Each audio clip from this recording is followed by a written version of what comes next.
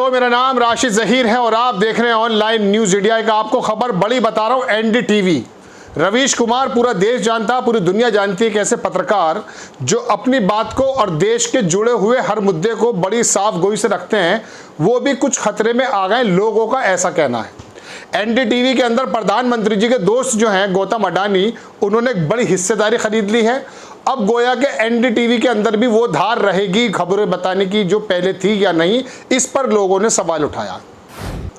क्या एनडीटीवी सरकार से जिस तरह से सवाल पूछा करता था या रवीश कुमार जिस तरह से सवाल उठाया करते थे, उनको इतनी आज़ादी रहेगी या फिर वो अलग, जैसा कि लोग बता रहे हैं, यूट्यूब चैनल खोलने के लिए मजबूर हो जाएंगे, जैसा कि पहले कुछ लोगों ने ऐसा किया है। आपको खबर बताता हूं, हालांकि इससे जुड़ी खबर मैं आपको एक और बताऊंगा 2014 की, लेकिन पहले खबर देख लें। एक आईएएस हैं सूर्य प्रताप सिंह, रिटायर्ड हैं। इन्होंने लिखा लो गई भैंस पानी में, लो भैंस गई पानी में मिसाल भी है। अडानी ने एनडीटीवी को खरीद लिया, ये इनका कहना है। रवीश कुमार का डर, अब इनका यूट्यूब युग शुरू होने वाला है। क्या ये रवीश कुमार यूट्यूब चैनल शुरू करेंगे? यही आईएएस जो हैं वो लिखते हैं कि एक पत्रकार का सच नहीं खरीद पाए तो चैनल ही खरीद लिया साहब ने, जबकि साहब का डायरेक्टली कोई मसला नहीं है अभी, लेकिन लोगों के ऐसे कयास हैं। ये हुई ना बात, सबको चित कर दिया हाकिम ने। अब मैं खबर सुनाता हूँ आपको, जनसत्ता ने छापी और देश की बड़ी खबरों में से एक है कि एनडीटीवी बिका, गौतम अडानी ने खरीदा, ट्विटर पर मची खलबली। कंपनी के मुताबिक एनडीटीवी मौजूदा समय में 3 न्यूज़ चैनलों के साथ डिजिटल मीडिया का सशक्त प्लेटफॉर्म भी चला रहा है। प्रणव और राधिका राय की बड़ी हिस्सेदारी वाले टीवी चैनल को अडानी ग्रुप खरीदने जा रहा है। गौतम अडानी की अगुवाई वाले अडानी समूह की मीडिया कंपनी ने 23 अगस्त को न्यू दिल्ली टेलीविज़न लिमिटेड की 29.18% हिस्सेदारी, लगभग 29.25% हिस्सेदारी जो है खरीदने का ऐलान किया। यह हिस्सेदारी अभी अप्रत्यक्ष रूप से खरीदी गई है। अडानी समूह की कंपनी ने उस कंपनी से यह हिस्सेदारी ली है जिसके पास एनडीटीवी के शेयर थे। अब अडानी समूह सीधे तौर पर एनडीटीवी में 26% हिस्सेदारी भी खरीदेगा। इसके बाद कंपनी 55% से ज़्यादा हिस्सेदारी गौतम अडानी की कंपनी की हो जाएगी। इस बात को लंबा ना करके सिर्फ रवीश कुमार की बात करते हैं। लोगों ने ऐसे कयास लगाए हैं। क्या क्या लिखा है लोगों ने, देखें। एक साहब ने इसमें कहा कि खबर सार्वजनिक होते ही ट्विटर पर खलबली मच गई। एनडीटीवी टॉप ट्रेंडिंग टॉपिक में सबसे ऊपर आ गया। लोग तरह तरह के कमेंट्स, मीम्स आदि शेयर करने लगे। सोशल मीडिया पर इस खबर के फैलने के बाद कुछ लोगों ने एनडीटीवी पर तंज कसे तो कुछ ने अडानी को ईस्ट इंडिया कंपनी तक करार दे दिया है। मोदी सरकार से लोग खफा थे तो रवीश कुमार की बेचारगी को लेकर उन्होंने रिएक्शन दिए। एक यूजर ने लिखा कि एनडीटीवी पर तंज कसा कि जो देश को बेचने का आरोप लगाते थे वो खुद अडानी को बिक गए। ये लोगों का कहना है। प्रियांशु मीडिया में एनडीटीवी की निष्पक्ष खबरों के लिए जाना जाता है। उस प्रियांशु ने लिखा, उन्होंने कहा क्या ये निष्पक्षता बनी रहेगी, ये देखना होगा। एक ने लिखा आखिर मोदी जी ने एनडीटीवी को अडानी को बेच दिया। एक ने लिखा कि रवीश कुमार जल्द ही यूट्यूब चैनल पर नजर आएंगे। एक यूजर ने सरकार पर तंज करके कहा कि डेमोक्रेसी का एक पिलर भी छूटा तो तानाशाही का चक्र टूटा। अडानी ग्रुप ने, दर्शकों मैं आपको बता दूं, अभी द क्विंट को भी कुछ % उसकी हिस्सेदारी खरीदी है। तो जिस तरह की शार्पनेस, जिस तरह की तेजी, जिस तरह के सवाल द क्विंट उठाया करता था, उसमें कुछ कमी नजर आई, ऐसा लोगों का मानना है। तो क्या अडानी जी के खरीदने के बाद एनडीटीवी की भी वो तेज धार रहेगी? चूंकि ये एनडीटीवी हुआ या कुछ और चैनल्स हैं, वो थोड़ा सा सरकार से सवाल पूछने की अभी तक हिम्मत रखते हैं। बाकी मीडिया का क्या हाल है, इससे तो पूरा देश वाकिफ है। अब मैं आपको एक बात और बताता हूँ। अडानी जी इतने बड़े आदमी हैं, मैं आपको वो भी लगा देता हूँ जो उनका पेपर है, हिस्से जो उनकी ऑफ़र लेटर है, जो जिस तरह से वो हुआ है वो देख लीजिए। फिर उसके बाद ये देख लीजिए, ये मीडिया रिलीज़ लिखा हुआ है अडानी ग्रुप में। इसमें लिखा है कि AMG media network limited to indirectly acquire 29.18 stake in NDTV and launch open offer.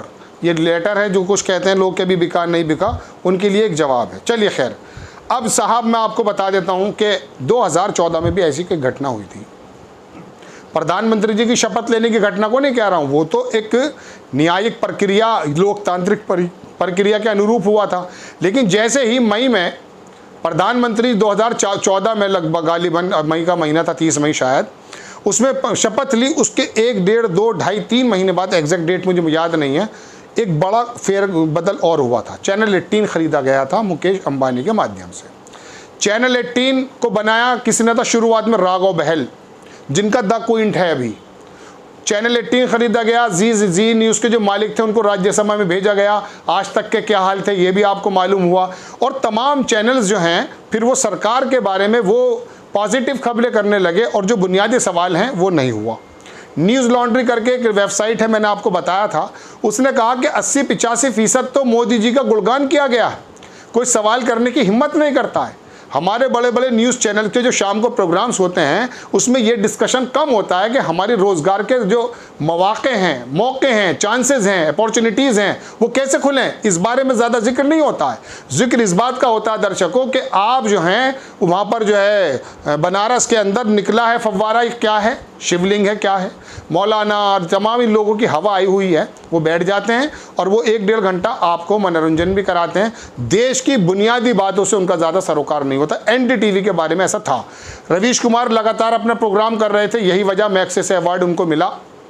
कमज़ोर लोगों की, जो शिक्षित लोग थे, नौकरी से बेचारगी के मामले में रहते थे, उनकी आवाज़ उठी। मतलब देश के बुनियादी मुद्दे रवीश कुमार उठाते थे। अब सवाल ये है, रवीश कुमार अडानी जी जिस तरह से ख़रीद रहे हैं, क्या इस तरह से वो अपनी आवाज़ उठाएंगे या नहीं? एक बात तो है ये, क्योंकि पिछले जो तजुर्बे हैं वो इस तरह के हैं जैसा मैंने आपको बताया। TV9 भारतवर्ष, इसके बारे में बताता हूँ। लॉन्च हुआ, प्रधानमंत्री जी भी आए, उसमें गृह मंत्री जी भी आए, लेकिन उसके अंदर वो हैं साहब जो आजकल YouTube चैनल चला रहे हैं, एक साहब हैं वो अंजुम साहब, वो और तुम्हारे जो हैं बहुत सारे वो 2-3 लोग और थे, रवि प्रकाश वगैरह।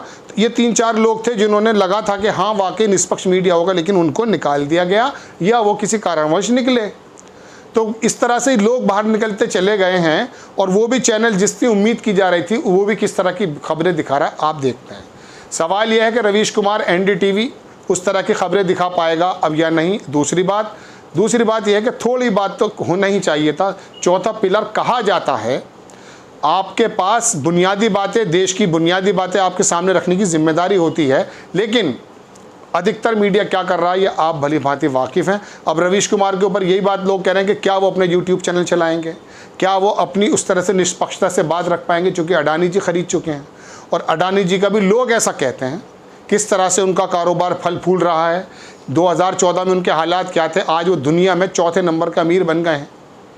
जब देश के अंदर 45 करोड़ लोग जॉब सर्च छोड़ करके गांव चले गए हैं और दुनिया के अंदर, हिंदुस्तान के अंदर, भारत के अंदर, दुनिया के अंदर भी बहुत सारे अप एंड डाउन्स हो रहे हैं, वहाँ पर हमारे गौतम अडानी जी के हालात ये हैं कि ज़बरदस्त तरीके की छलांग लगाते हुए अंबानी परिवार को भी पीछे कर दिया। लेकिन बड़ी खबर, NDTV में बड़ी हिस्सेदारी गौतम अडानी की। अब रवीश कुमार किस प्रकार से खबर दे पाएंगे, लोगों का ऐसा पूछना है। आपको खबर कैसी लगी अपनी राय कमेंट्स बॉक्स में ज़रूर दीजिए। चैनल को सब्सक्राइब कीजिए, शेयर कीजिए। नेक्स्ट टाइम में किसी खबर के साथ आता हूँ। जय हिंद। इस खबर को अभी लाइक करें, शेयर करें, अभी चैनल को सब्सक्राइब करें और घंटी जरूर दबाएं।